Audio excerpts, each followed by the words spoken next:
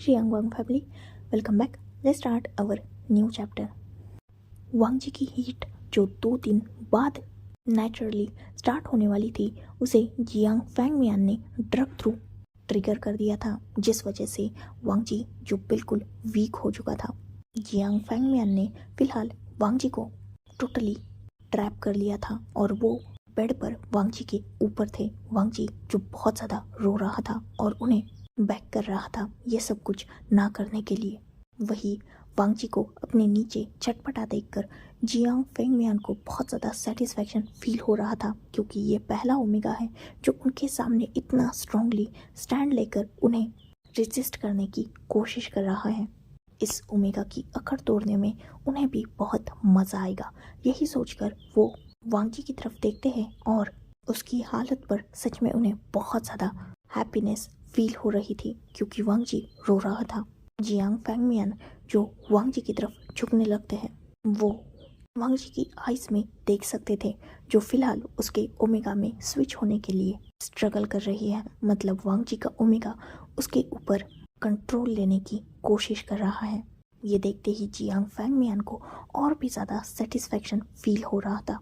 अगर एक बार वांग जी के ओमेगा ने उसकी बॉडी पर कंट्रोल ले लिया तो उसके सामने जो भी अल्फा होगा वो उसे अपना मानने लगेगा। ऑलरेडी वो ड्रग के नशे में है, अपने सोचने समझने की ताकत वो खो देगा। अपनी फिजिकल स्ट्रेंथ ऑलरेडी वांग जी ड्रॉप कर चुका है और उसका ओमेगा उसे और भी ज़्यादा वीक बना देगा। यही सोचकर उन्हें मज़ा आ रहा था। अब तो वांग जी के साथ खेलने में और भी ज़्यादा मज़ा आएगा। यही सोचकर जियांग फैंगमियान हंस रहे थे और वो वांग जी की तरफ बढ़ रहे थे। वांग जी जो ये सब कुछ नहीं चाहता था, वो अपने ओमेगा पर हो सके उतना कंट्रोल करने की कोशिश कर रहा था, क्योंकि जो जियांग फैंगमियान सोच रहे थे वो वांग जी भी जानता था। वांग जी जो जियांग फैंगमियान की तरफ देखते हुए फिर एक बार उन्हें कन्विंस करने की कोशिश करता है। वो रोते हुए बोलता है, प्लीज़ आप मेरे अंकल की तरह है। फींग आपको फादर की तरह मानता है। प्लीज़ प्लीज़ मुझे छोड़ दीजिए। आई बेग यू, मत कीजिए मेरे साथ ये सब कुछ। मैं मेरे अल्फा से बहुत प्यार करता हूँ, प्लीज़ प्लीज़। पर वांग जी के इस प्लीडिंग का क्या जियांग फैंगमियान पर कुछ असर होने वाला था? Obviously not. उन्हें तो इनफैक्ट मज़ा आ रहा था वांग जी को ऐसे गिड़गिड़ाते देखकर। वो वांग जी की तरफ झुक रहे थे। इनफैक्ट उन्होंने अपने फेस को लगभग वांग जी के नेक के करीब लाया ही था, तभी एक स्ट्रॉन्ग वॉइस होती है और तुरंत ही उनका ध्यान डोर की तरफ गया था, जो ब्रेक होकर ज़मीन पर गिरा था। और सामने वाले पर्सन को देखकर जियांग फैंगमियान टोटली कांप चुके थे। वो तुरंत ही वांग जी से हटते हैं और पीछे की तरफ हो जाते हैं। वही सामने विंग जो पूरा अपने डेविल लुक में था, ब्लैक जीन्स, ब्लैक शर्ट, उसके हाथ की स्लीव्स पीछे की तरफ फोल्ड थी, आंखों में बेशुमार गुस्सा और ब्लड रेड कलर। इवन उसके हाथ की मुट्ठियाँ कसी हुई थी और वो कितना गुस्सा है इस बात का अंदाज़ा उसके हाथ को देखकर लगाया जा सकता है, जिससे फिलहाल उसकी नब्ज तक क्लियरली देखी जा सकती है। विंग आगे बढ़ रहा था अपनी स्ट्रॉन्ग कदमों के साथ। वही उसके वो डोमिनेटेड फेरोमोन्स जिन्होंने उस पूरे रूम को एक ही झटके में फिल कर लिया है। जियांग फैंगमियान को इन फेरोमोन्स से बहुत ज़्यादा सफोकेटेड फील हो रहा था। साथ ही उन्हें सामने वाले एक नहीं बल्कि दोनों अल्फाज को देखकर डर लग रहा था, क्योंकि सामने सिर्फ स्ट्रॉन्ग और डोमिनेटेड अल्फा वी वूशियान ही नहीं खड़ा था, बल्कि उनके पीछे उन्हीं का बेटा जियांग चैंग भी खड़ा था, जो खुद बहुत गुस्से में नजर आ रहा था। जियांग फैंगमियान जब विंग को इतने गुस्से में देखते हैं, वो ऑलरेडी कांप चुके थे। वही वांग जी जो अभी भी बेड पर वैसे ही गिरा था, वो बहुत मैसी हो चुका था। उसके पूरे हेयर्स खुल चुके थे और उसके शर्ट की 1-2 बटन भी टूट चुकी थी, तो उसका ऑलमोस्ट चेस्ट एरिया विजिबल हो रहा था। वांग जी जैसे ही उस रूम में विंग के वो डोमिनेटेड फेरोमोन्स फील करता है और उसे ये भी फील होता है कि विंग इस रूम में आया है। ऑब्वियसली वो विंग के फेरोमोन्स को पहचानता था। तो अपने अल्फा की प्रेजेंस को फील करके वो तुरंत उठ जाता है। वांग जी जो अभी भी पूरा मैसी था वो विंग की तरफ बढ़ने लगता है अपने कांपते कदमों से। वही विंग जिसका ध्यान जैसे ही वांग जी की तरफ गया उसे और भी ज़्यादा गुस्सा आ रहा था। वांग जी विंग के करीब जाता है और उसे टाइटली हग कर लेता है। भले ही फिलहाल विंग के फेरोमोन्स बहुत ज़्यादा अग्रेसिव थे पर वांग जी को उन फेरोमोन्स में भी रिलीफ फील हो रहा था। उसे अच्छा लग रहा था कि एटलीस्ट विंग उसके पास भी है। भले ही वो फेरोमोन्स उसे इफेक्ट भी कर रहे थे और सफोकेटेड फील भी करा रहे थे पर एटलीस्ट उसे इस बात का रिलीफ तो था कि उसे प्रोटेक्ट करने के लिए विंग यहाँ आया है। वो फेरोमोन्स फिलहाल वांग जी पर नेगेटिव ही इफेक्ट डाल रहे थे पर उसका अल्फा उसके पास है। अब उसे खतरा नहीं है, डर नहीं है। यही सोचकर वो विंग के करीब गया था और उसे हग कर लिया था। वही विंग जो वांग जी से अपनी नज़र हटा चुका था और वो फेंग मियान की तरफ गुस्से से देख रहा था। उसने वांग जी को हग बैक नहीं किया था। जियांग फेंग मियान जो वांग जी का बिहेव देख सकते थे। ऑब्वियसली वांग जी की बॉडी से स्वीट फेरोमोन्स रिलीज हो रहे थे और वो ड्रग की नशे में था जिस वजह से वो फेरोमोन्स बहुत ज़्यादा हॉर्नी भी थे। साथ ही वांग जी की हरकतें, ऑब्वियसली उसका अल्फा उसके पास है तो अब वो खुद को कंट्रोल नहीं कर रहा था। वो विंग से पूरी तरीके से चिपक चुका था और इनफैक्ट वो विंग के नेक के करीब पड़ रहा था और विंग के शर्ट की बटन्स को ओपन करने की कोशिश कर रहा था। जियांग फेंग मियान जैसे ये सब देखते हैं उनके माइंड में एक प्लान आता है। वो तुरंत विंग के पास जाने की कोशिश करते हुए कहते हैं, बेटा तुम जो समझ रहे हो वैसा नहीं है। ये पता नहीं कैसे हीट में आ गया और इसने खुद मुझे बुलाया था। ये अपने फेरोमोन्स थ्रू मुझे कंट्रोल करने की कोशिश कर रहा था और तुम तो जानते हो ना मैं एक अल्फा हूँ तो मैं खुद पे कंट्रोल नहीं कर पाया। इसने ये बहुत घटिया है। ये अपने फेरोमोन्स थ्रू मुझे कंट्रोल कर रहा था और मैंने जब कहा कि ये सब गलत है तो इसने कहा कि किसी को पता नहीं चलेगा। ये खुद मुझे यहाँ खींच के लाया है। देखो इसे अल्फाज की बहुत नीड है। तुमने जो देखा वो वैसा नहीं है। ये खुद अल्फाज को अपनी तरफ अट्रैक्ट करता है। इसीलिए तो तुम नहीं थे, तुम मेरे पास आ गया और तुम जैसे ही आए तो देखो ये तुम्हारे साथ भी कैसी हरकतें कर रहा है। ये कैरेक्टरलेस ओमेगा है। वांग जी जो ऑब्वियसली इन सब बातों को सुन रहा था और जैसे ही उसने ये लास्ट की लाइन सुनी थी कि वो कैरेक्टरलेस है वो अपनी टीयरी आइज से विंग की तरफ देखने लगता है। ऑब्वियसली उसका खुद की बॉडी पर कंट्रोल नहीं है। उसकी हीट ज़बरदस्ती ट्रिगर कराई गई है और जिस सिचुएशन में विंग ने वांग जी और जियांग फेंग मियान को देखा है उस सिचुएशन में और जैसा जियांग फेंग मियान फिलहाल एक्सप्लेन कर रहे हैं विंग को, अगर उन बातों पर विंग ने यकीन कर लिया तो ऑब्वियसली वांग जी उसकी नज़र में गलत बन जाएगा। वांग जी जो खुद को संभाले हुए था पर अपने अल्फा को देखकर वो कहीं ना कहीं खुद को उसकी बाहों में छोड़ चुका था। वो अब अपने अल्फा की तरफ ही देख रहा था। उसने ये महसूस कर लिया था कि आज विंग ने उसे हग बैक नहीं किया, ना ही उसे होल्ड किया है। वांग जी को अचानक डर सताने लगता है। क्या विंग उस पर यकीन नहीं करेगा? ऑब्वियसली वांग जी भी अपने फेरोमोन्स को रिलीज कर रहा है और वो जिस कंडीशन में है उस कंडीशन में किसी भी अल्फा ने किसी ओमेगा को किसी और अल्फा के साथ देख लिया तो ऑब्वियसली वो अल्फा इसे गलत ही लेगा। वांग जी जिसके माइंड में जैसे ही ये ख्याल आता है वो खुद को हो सके उतना कंट्रोल करते हुए विंग की तरफ देखता है और ब्रेकिंगली बोलता है, नहीं अल्फा ये झूठ बोल रहे, इन्होंने मुझे ड्रग दिया है। मैं खुद को कंट्रोल नहीं कर पा रहा। प्लीज मुझ पे ये यकीन कीजिए। मैंने कुछ नहीं किया है। मैं इन्हें मना कर रहा था। Alpha please trust me. ये जबरदस्ती रूम में आए हैं। मेरा ये यकीन करो, मुझे छोड़ना मत। मैं आपसे बहुत प्यार करता हूँ। प्लीज अपने ओमेगा पर ट्रस्ट करना। मैं आपके बिना मर जाऊंगा। जैसे ही वांग जी ये बातें बोल रहा था विंग जो वांग जी की तरफ ही देख रहा था जैसे ही जियांग फैंगमियान ये देखते हैं कि विंग वांग जी की बातों में आ रहा है, वो तुरंत विंग की तरफ देखते हैं और लगभग गुस्से में चिल्लाते हुए बोलते हैं, ये ओमेगा झूठ बोल रहा है, नहीं इसने खुद मुझे लाया था, ये अपने फेरोमोन्स रिलीज कर रहा है और मैं उसी के चलते भाग गया। बिलीव मी बेटा, तुम तो अपने अंकल को जानते हो ना, मैं कितने सालों से तुम्हारे साथ हूँ। मैं इतनी घटिया हरकत कैसे कर सकता हूँ? मैं जानता हूँ ये मेरे नेफ्यू का ओमेगा है, मैं इतना घटिया नहीं हूँ। ये झूठ बोल रहा है, ये जबरदस्ती हीट में आ गया, पता नहीं क्या क्या बोल रहा है और इसने मुझे यहाँ बुलाया। मैं सच बोल रहा हूँ, मुझ पर यकीन करो बेटा। तुम तो जानते हो ना, एक ओमेगा के फेरोमोन्स के आगे अल्फा कंट्रोल नहीं कर पाता। मैं इसके फेरोमोन्स की वजह से बहका था और इसी के चलते यहाँ आ गया। मैंने इसे मना करने की कोशिश की, पर यह अपने फेरोमोन्स थ्रू मुझे कंट्रोल करने की कोशिश कर रहा था और इसने मुझसे ये भी कहा कि इसका अल्फा घर पे नहीं है और इसे हेल्प चाहिए। मैंने मना किया तो इसने डोर लॉक कर दिया और ये मुझे जाने भी नहीं दे रहा था। मेरा यकीन करो, मैंने इससे कहा कि मैं डॉक्टर को बुलाता हूँ, पर ये मान नहीं रहा था और अब तुम्हारे सामने नाटक कर रहा है।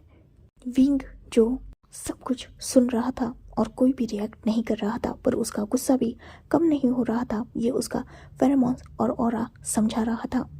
वही वांग जी जो विंग को स्टिफली खड़े देख सकता था, जितना करीब है वो विंग के। इनफैक्ट वो अपने फेरोमोन्स पे कंट्रोल नहीं कर पा रहा और उन्हें विंग के आसपास रिलीज कर रहा है, पर विंग जिस पर उन फेरोमोन्स का भी आज कोई असर नहीं हो रहा। इनफैक्ट उसके खुद के फेरोमोन्स इतने डोमिनेटेड है कि वो वांग जी के फेरोमोन्स को कवर कर रहे हैं। क्या विंग उसकी बात नहीं मानेगा? क्योंकि अगर पुराना वाला विंग होता, उसका अल्फा होता, तो अब तक उसने वांग जी को होल्ड किया होता और वो वांग जी को अपनी आगोश में लेकर उसे कंसोल कर रहा होता। पर ये विंग तो उसकी किसी भी बात पर रिएक्ट नहीं कर रहा। इनफैक्ट उसकी आंखों में आंसू देखकर भी उसके अल्फा पर कोई असर नहीं हो रहा। तो क्या विंग फैंगमियान की बातें मान जाएगा? क्या वो वांग जी को गलत समझेगा? क्या वो वांग जी को ऐसी हालत में छोड़ देगा? कितने सपने देखे थे वांग जी ने। वो तो खुद अपने हीट में अपने अल्फा को एक्सेप्ट करना चाहता था। प्यार करता है वो अपने अल्फा से, बस एक गलत फहमी के चलते वो अपने अल्फा को अपने आप से दूर नहीं होने देगा। और अब तो उसे और उसके ओमेगा दोनों को भी उसके अल्फा की स्ट्रॉन्ग नीड है, क्योंकि बस अब उसका अल्फा ही उसे कंट्रोल कर सकता है, उसे संभाल सकता है। वो ऐसे ही अपनी मैरिड लाइफ को बर्बाद नहीं होने दे सकता। वो विंग को समझाने की कोशिश करेगा। यही सोचते हुए वांग जी फिर एक बार ट्राई करते हुए कहता है, अल्फा बिलीव मी, ये झूठ बोल रहे हैं, मैंने नहीं किया, मैंने आपको धोखा नहीं दिया। प्लीज अपने ओमेगा पर यकीन करो। प्लीज अल्फा, मैंने गलती नहीं की, मैंने कुछ नहीं किया। I need you. I want you in my life. Please छोड़ना मत, मुझे छोड़ना मत। वांग जी जिसे हर एक वर्ड बोलने में बहुत ज़्यादा प्रॉब्लम हो रही थी, वो पूरी तरीके से अब अपने ड्रग के नशे में आ चुका था। उसकी आइज गोल्डन में शाइन करने लगी थी और लगभग उसका ओमेगा उसके ऊपर कंट्रोल ले चुका था। वांग जी जिसकी पकड़ विंग की बॉडी पर और भी ज़्यादा टाइट हो चुकी थी और वो विंग की बॉडी पर अपने हैंड्स को मूव कर रहा था, वो भी बहुत सिडक्टिवली। वही विंग जो वांग जी की तरफ देख रहा था। कितने सपने देखे थे ना उसने इस दिन के लिए। कितना खुश था वो इस बात को सोचकर कि 2-3 दिन बाद उसका ओमेगा उसका हो जाएगा, पर आज उसका ओमेगा किस हालत में उसके सामने है। वो अपने आप को इतना भी हैंडल नहीं कर पा रहा कि सामने उसके अल्फा के अलावा भी कुछ लोग खड़े हैं जो उसे ऐसे देख रहे हैं। क्या हालत हो चुकी है उसके ओमेगा की, जो इतना शाय है, जो विंग के सामने भी इतना ठीक से ओपन अप नहीं हो पाता। आज वो इतने लोगों के सामने विंग के साथ ऐसी हरकतें कर रहा है। विंग जो वांग जी की तरफ ही देख रहा था, वही फैंगमियान जब ये देखते हैं, वो विंग की तरफ देखते हुए कहते हैं, देखो कितना शेमलेस ओमेगा है, इसे इस बात की भी फिक्र नहीं है कि यहाँ बाकी अल्फास है। यही इसका ट्रू नेचर है, ये ऐसे ही होते हैं, घटिया होते हैं ये सब। इसीलिए मैंने तुमसे कहा था कि किसी अच्छे ओमेगा से शादी करना। ये पुअर ओमेगास सिर्फ पैसों के होते हैं, इनके सामने जो भी आया ये उसके सामने अपनी लेग्स स्प्रेड कर देते हैं और बाकी वक्त इतना इनोसेंट बन के घूमते हैं जैसे इनसे ज़्यादा अच्छा इस दुनिया में कोई और है ही नहीं। विंग जब ये सुनता है वो अपनी नज़रें उठाकर फेंग मियान की तरफ देखता है। फेंग मियान जिन्हें अभी भी विंग की आंखों में वही आग नजर आ रही थी। वही वांग जी जब ये सुनता है वो खुद को कंट्रोल करता है। मुश्किल हो रहा था पर उसे कंट्रोल करना था खुद पर। बहुत मुश्किल से वो अपनी बॉडी नीड्स को कंट्रोल करता है और विंग से थोड़ा दूर होता है, पर अभी भी उनमें डिस्टेंस ज़्यादा नहीं था।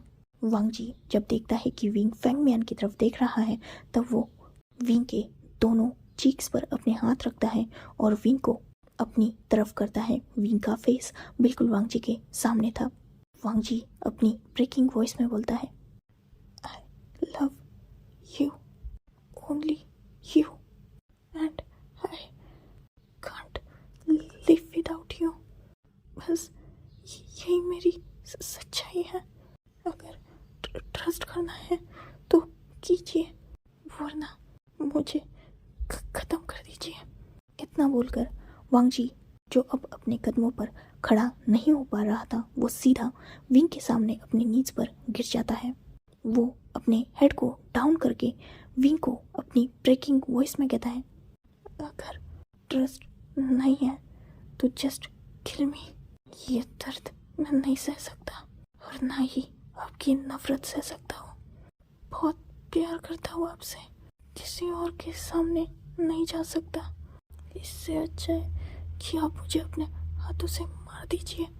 विंग जो अब तक शांत खड़ा था और इन दोनों की सारी बातें सुन रहा था वो नीचे झुकता है। वांग जी के सामने वो अपनी एक नी पर नीचे बैठ जाता है और दूसरे ही पल वांग जी विंग के बाहों में था। विंग ने वांग जी को बैक से सपोर्ट करके सीधा अपने आर्म्स में होल्ड कर लिया था। वांग जी जिसके दोनों हाथ और पैर विंग की बॉडी पर टाइटली रैप थे और वो किसी कोआला बेयर की तरह विंग के ऊपर चढ़ चुका था। वही विंग ने वांग जी को उसके बम पर हाथ रख के सपोर्ट किया था। विंग एक नज़र जियांग फेंग मियान की तरफ डालता है और जियांग फेंग मियान समझ चुके थे विंग के इस नज़र का मतलब आग थी विंग की आंखों में। विंग बस एक डायरेक्शन में पॉइंट करता है और वो वांग जी को सिक्योरली होल्ड करके वहाँ से जाने के लिए पलट जाता है। वो एक नज़र जियांग चैंग की तरफ देखता है जो फिलहाल जियांग फेंग मियान को ही घूर रहा था। जियांग चैंग फेंग मियान से अपनी नज़र हटाता है और विंग को एक अश्योरिंग नोट करता है। विंग भी बस नोट करता है और वो वांग जी को वहाँ से लेकर बाहर जाने लगता है। बाहर जितने भी गार्ड्स थे उन्होंने अपनी नज़रें नीचे झुका ली थी। विंग वांग जी को लेकर सीधा अपनी कार में बैठ जाता है। ऑब्वियसली इस मैंशन में बहुत सारे अल्फास थे, इवन सिवाय वांग जी के यहाँ एक भी ओमेगा नहीं था। विंग को रिस्की लगा इस हालत में वांग जी को यही रखना।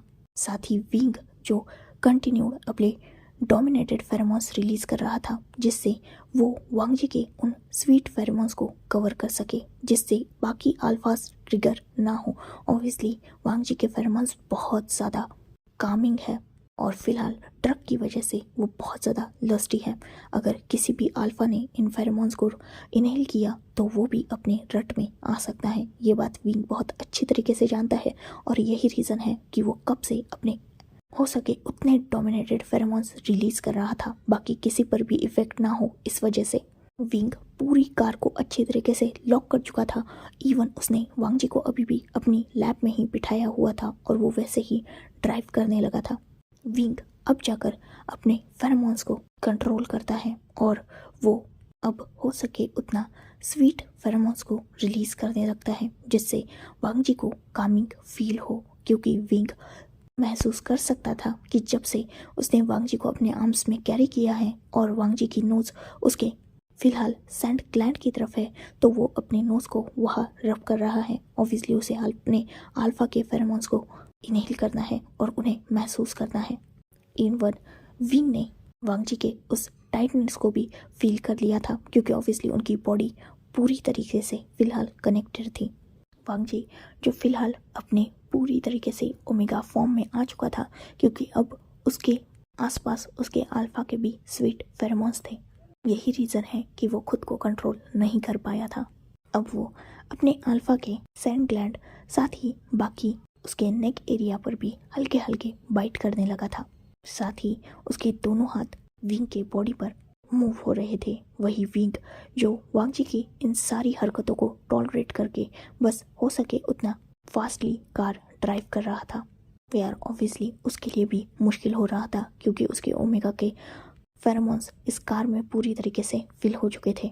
साथ ही उसके ओमेगा की ये सिडक्टिव हरकतें जो उसे और भी ज़्यादा ट्रिगर कर रही थी। वही वांग जी जिसे अच्छी तरीके से विंग की स्किन फील नहीं हो रही थी क्योंकि विंग ने क्लोथ्स पहन के रखे थे, तो अब वो अग्रेसिवली एक्ट करने लगा था क्योंकि अब उसे अपने अल्फा की नीड थी। विंग जब वांग जी का इतना अग्रेसिव एक्ट देखता है वो एक डीप ब्रीथ लेता है। वो वांग जी को अपने आप से थोड़ा दूर करता है, पर जैसे ही वांग जी ये फील करता है वो तुरंत ही विंग की तरफ गुस्से से देखने लगता है और दूसरे ही पल विंग की चीख निकल गई थी क्योंकि वांग जी ने उसे अपने तीत से उसके ईयर लॉब पर बहुत ज़ोर से बाइट कर लिया था, वो भी इतना टाइट कि शायद विंग का खून भी निकला हो। विंग जब वांग जी को इतना वाइल्डली एक्ट करते हुए देखता है वो तुरंत ही वांग जी के हेयर्स के पीछे अपना हाथ डालता है और उसे अपने नेक एरिया से साइड की तरफ करता है। विंग जो अभी भी ड्राइव कर रहा था वो ड्राइविंग पर भी फोकस करने की कोशिश कर रहा था, वही इतने वाइल्ड ओमेगा को भी उसे कंट्रोल करना था। विंग जैसे तैसे करके अपने एक हाथ से कार ड्राइव कर रहा था, वही वो अपने दूसरे हाथ से अपनी शर्ट की बटन्स को ओपन करने लगता है खुद ही, क्योंकि वांग जी से वो ओपन होने से रही। इनफैक्ट वांग जी उसकी शर्ट को बस खींच रहा था क्योंकि ऑब्वियसली वो फिलहाल अपने होश में नहीं है। विंग अपने सामने वाली 2-3 बटन्स को ओपन करता है और खुद वांग जी को अपने नेक के करीब लीन कराता है। उसका हाथ वांग जी के नेक के पीछे था। वही वांग जी जब ये देखता है वो तुरंत ही विंग के नेक एरिया पर अटैक कर देता है और उसे वहाँ हल्के हल्के बाइट्स करने लगता है, पर कुछ बाइट्स बहुत ज़्यादा अग्रेसिव थे जिससे विंग भी अब अपना कंट्रोल खो रहा था। अभी भी जहाँ उन्हें जाना था वो जगह यहाँ से बहुत दूर थी और विंग को वांग जी की हालत देखकर ये बिल्कुल नहीं लग रहा था कि वांग जी तब तक कंट्रोल कर पाएगा। इनफैक्ट वो विंग का ही चीर हरण कर देगा। इससे बेटर है कि वो अपने ओमेगा को पहले थोड़ा कंट्रोल करे, शांत करे और उसके बाद वो उस जगह पर जाने का सोचेगा। यही सोचकर विंग अपनी कार को साइड में पार्क करता है। ऑब्वियसली जहाँ वो जा रहे थे वो सिटी के बाहर का इलाका था। फिलहाल आसपास वो जंगल एरिया में थे और पूरा रोड सुनसान था क्योंकि रात के करीबन 3 बजे हुए थे। वैसे भी रात का अंधेरा था और सुनसान जंगल था, बस मून लाइट थी हल्की फुल्की। विंग अपनी कार की सीट को हल्के से बैक की तरफ एडजस्ट करता है और वो वांग जी की तरफ देखता है जो पूरा अपने ओमेगा में चेंज हो चुका था। वांग जी जब देखता है कि उसका अल्फा पूरी तरीके से उसी की तरफ ध्यान दे रहा है, वो उसकी आंखों में अपनी टेरी आईज से देखने लगता है।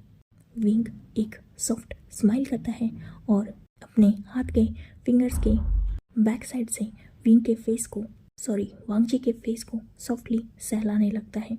वांग जी जिसने अपनी आईज टाइटली क्लोज कर ली थी और उसकी आंखों से एक बूंद आंसू विंग के सीधा चेस्ट पर गिरा था। विंग सॉफ्ट स्माइल से वांग जी की तरफ देखता है और अपने दूसरे हाथ के थंब से उसकी आईज को जेंटली क्लीन करते हुए सॉफ्टली कहता है, ओमेगा, माय ओमेगा, तुम्हारा अल्फा तुम पर ट्रस्ट करता है। डोंट वरी, जो कुछ भी हुआ उसमें तुम्हारी कोई गलती नहीं है, ये बात तुम्हारा अल्फा अच्छी तरीके से जानता है। चलो अब जल्दी अपने अल्फा के पास आओ। Come on Wang ji, open your eyes. Wang ji जब ये सुनता है वो अपनी आइज ओपन करता है और विंग की तरफ देखते हुए सॉफ्टली कहता है, लानसान, योर ओमेगा।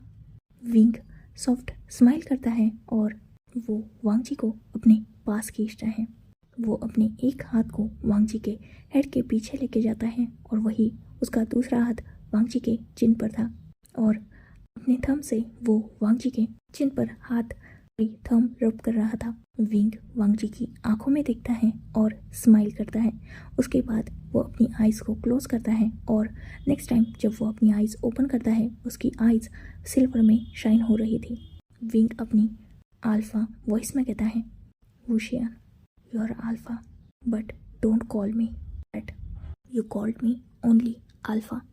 हमारे इन खूबसूरत मोमेंट्स में, तुम्हारे इस स्वीट माउथ से, तुम्हारी सिडक्टिव वॉइस में बस मैं अल्फा सुनना चाहता हूँ। Do you get that? Lansan note करता है। वांग जी भी स्माइल करता है और साथ ही विंग भी। विंग अपने थंब को वांग जी के लिप्स तक लेके जाता है और उसके लोअर लिप को नीचे की तरफ पुल करने लगता है। उसके बाद उस कार से बस मॉन ड्रॉन स्किन स्लैपिंग की आवाज़ें और वो ब्यूटीफुल सैंडलवुड और लोटस फेरोमोन्स जो एक दूसरे में पूरी तरीके से मिक्स्ड होकर एक थर्ड फ्रेग्रेंस बना रहे थे जो और भी ज़्यादा खूबसूरत थी। विंग वांग जी को कार में जैसे जैसे संभालता है और जैसे ही वांग जी फर्स्ट राउंड में थक के उसके ऊपर लीन हो चुका था, विंग वैसे ही उसके साइड में सीट पर जो उसकी शर्ट पड़ी थी उसे उठाता है और उससे वांग जी को कवर करता है। वांग जी जो अभी भी उसके सीने पर सर रख के उसकी लैप में ही बैठा हुआ था, इनफैक्ट वो सो चुका था, बेचारा थक चुका था। उसने अपनी वर्जिनिटी बहुत अजीब सिचुएशन में लूज की थी। कार बहुत अनकंफर्टेबल थी उन दोनों के लिए, पर ये ज़रूरी था क्योंकि वांग जी कंट्रोल में नहीं था। विंग अभी भी वांग जी के अंदर था और वो वैसे ही फिर से सीट को एडजस्ट करता है और वांग जी को अपने चेस्ट में छुपा कर फिर से कार ड्राइव करने लगता है क्योंकि अब उसे वांग जी को एक रेस्ट भी लेने देना था। साथ ही वो होश में आए इससे पहले उसे उस डेस्टिनेशन पे भी पहुंचना था जहाँ के लिए वो निकला था। वो जैसे जैसे हो सके उतना स्पीडली कार ड्राइव कर रहा था क्योंकि वांग जी नींद में भी उसके साथ नॉटी हरकतें कर रहा था। अपनी नोज को विंग के नेक पर रब करना, तो कभी अपने हाथ को विंग की बॉडी पर सिडक्टिवली मूव करना। खैर वो नींद में था, साथ ही हीट में भी, तो ये सारी हरकतें विंग टॉलरेट कर सकता था। जैसे तैसे करके वो फाइनली उसी फार्म हाउस पर पहुंचता है और रात का वक्त था तो ऑब्वियसली यहाँ पर कोई भी नहीं था। विंग ने ऑलरेडी ही बोल दिया था कि फार्म हाउस को ओपन करके सब लोग वहाँ से चले जाए, तो मेट्स ने ऑलरेडी डोर को ओपन रखा था। विंग ठीक से वांग जी को अपनी शर्ट से कवर करता है और उसे वैसे ही उठा लेता है। वो वांग जी को लेकर कार से नीचे उतरता है और तुरंत ही फार्म हाउस में अपने रूम में निकल जाता है, पर उससे पहले वो डोर लॉक करना नहीं भूला था। विंग वैसे ही वांग जी को अपने बाहों में होल्ड किए सीधा बाथरूम में लाता है और बाथटब को वाटर से फिल करने लगता है। वो वांग जी को अपने आप से दूर करने ही वाला था, तभी वो देखता है कि अभी भी वो दोनों कनेक्टेड है।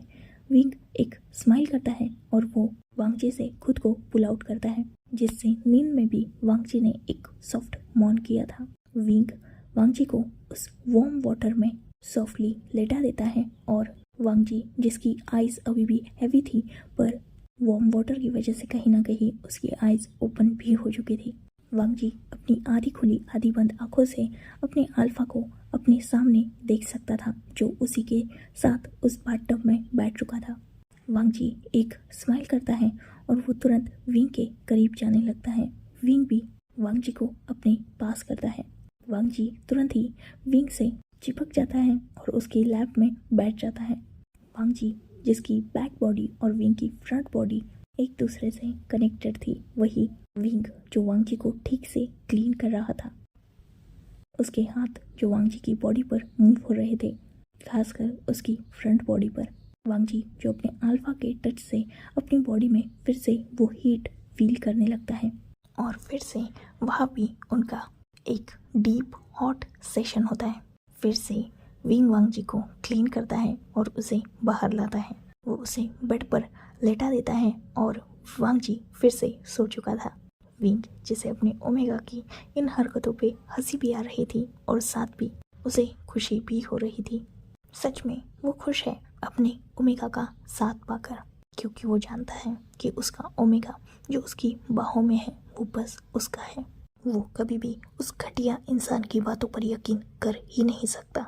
ऑलरेडी पता तो था उसे कि उसका ओमेगा बिल्कुल वर्जिन है, पर इस बात की कंफर्मेशन भी उसे मिल गई जब उसने अपने ओमेगा का वो ब्लड देखा अपने लोअर पार्ट पर। वांग जी पर विंग कभी भी डाउट नहीं कर सकता, क्योंकि अगर वो डाउट करता तो प्यार कभी नहीं कर सकता, because trust is real love. सच्चा यकीन ही सच्चा प्यार होता है, और विंग वांग जी से प्यार करता है, सच्चा प्यार करता है, तो यकीन क्यों नहीं करेगा। So enough for today. Let's take a break. Next chapter in next video. If you like my explanation, like, comment and subscribe my channel. Hopefully you all are enjoying this fan fiction. Goodbye. Take care. Enjoy your beautiful life.